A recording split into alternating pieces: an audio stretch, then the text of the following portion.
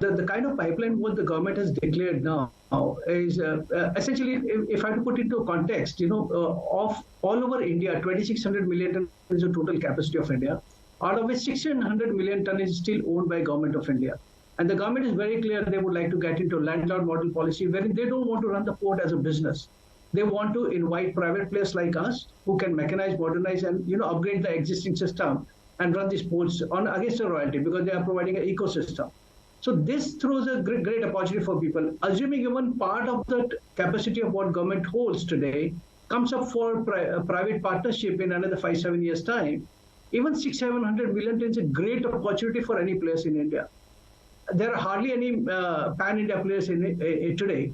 And with a good balance sheet, we are coming up, and we would like to capture this opportunity. As such, we are one of the largest terminal holders in India by terms of capacity. And we understand this business well.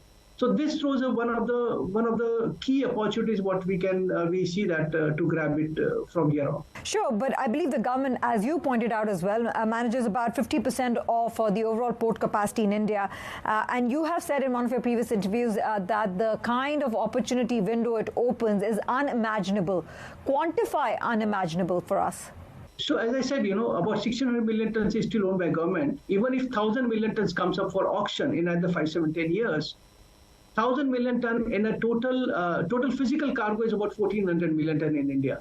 Imagine 1,000 million ton is coming up for privatization.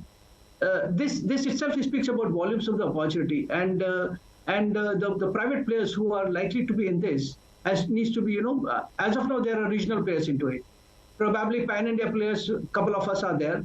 So we see this as a big opportunity, to encash this opportunity to participate in this privatization model and take it from here on. We can immediately increase our asset base by participating in these opportunities. You're quite optimistic. I get that. You've also told me about the kind of numbers that you're looking at in terms of order inflow and project execution going forward.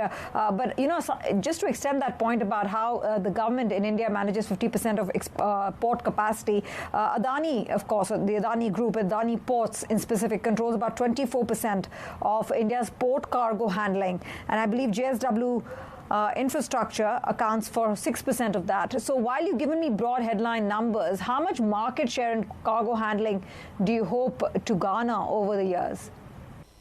See, Tanvir, basically our vertical started in 2004 with a pure control of supply chain management of our manufacturing companies like JSW Steel and JSW Energy. That was the genesis of this company.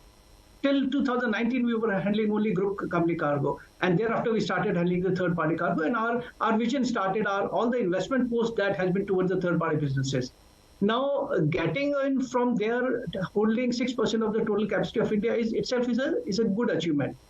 The way the India is growing, the way our balance sheet is there, our appetite is there, our attitude is there to grow this business. I think we would like to grow our market share from here at least up to 10%. Going from here.